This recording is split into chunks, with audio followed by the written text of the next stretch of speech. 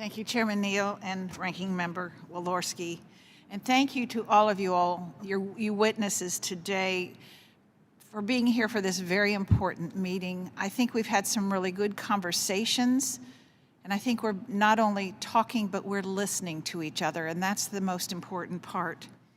West Virginia is made up of many, many small businesses. We're a small state.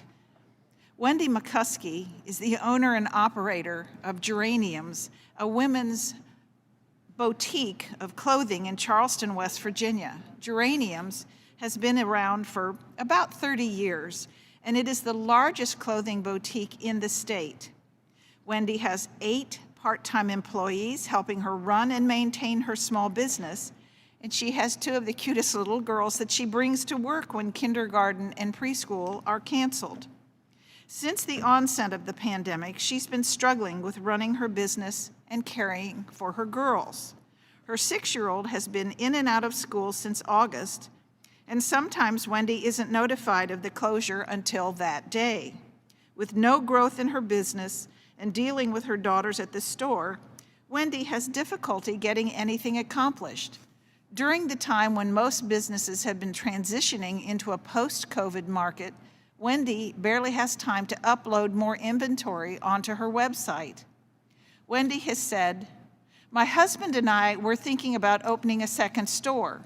The possibility of canceling and replacing school with Zoom is detrimental for business as well as the well-being of our children. For our employees in high school and our kids in kindergarten and pre-K, school is their whole world. We don't really think of it as important, but in terms of small business growth, I pay all types of fees and taxes each month. Raising taxes is not a way to grow small business. It would kill us. Governments don't create jobs. People create jobs. We can't grow our small business without an open school and an open economy." Mrs. Smith, we need to make sure all communities are helped, especially those in rural areas where childcare can be most scarce. Did these recent investments do anything to address rural disparities or childcare gaps in low population density areas? I think it's a little bit early to ask or to answer that question. We do know that states have been spending money in rural areas and trying to shore up childcare. One of the things that we know about childcare in rural areas, we have done work on mapping childcare and trying to determine what the gap is. And the gap is definitely, as a percentage, larger in rural parts of this country than in our urban and suburban areas.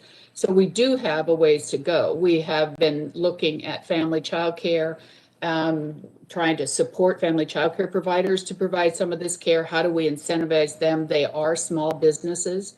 So there are a number of options the states have been looking at and trying to support. I think with almost no exception, the states that I've talked to have come to the conclusion that we do need to support family childcare for a lot of in a lot of areas in our country.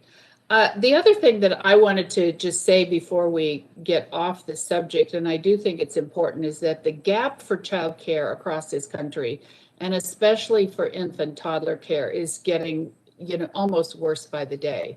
We talk about paid leave, and if we get paid leave, and then, for example, where do parents go when their leave has expired?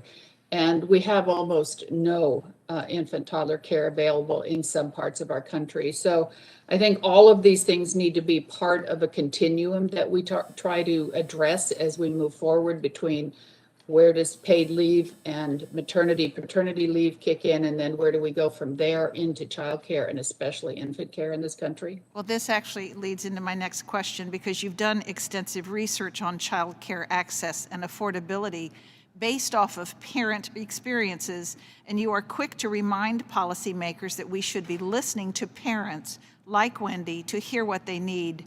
What does your survey data suggest in terms of what rural parents are asking for when it comes to childcare? The parents are pretty clear on this one. They are asking for flexibility. And I think that we've heard that from the witnesses here today, that flexibility in terms of childcare is what they really need. And that's an important factor for them. And then the second thing that parents are really asking for, and it again has been put out here consistently, is affordability. Parents are struggling with the cost of care, and especially in rural areas, and the access to it. And I think we just really have got to get some concrete solutions in our rural parts of this country to help with this. Thank you very much, Mr. Chairman. I yield back.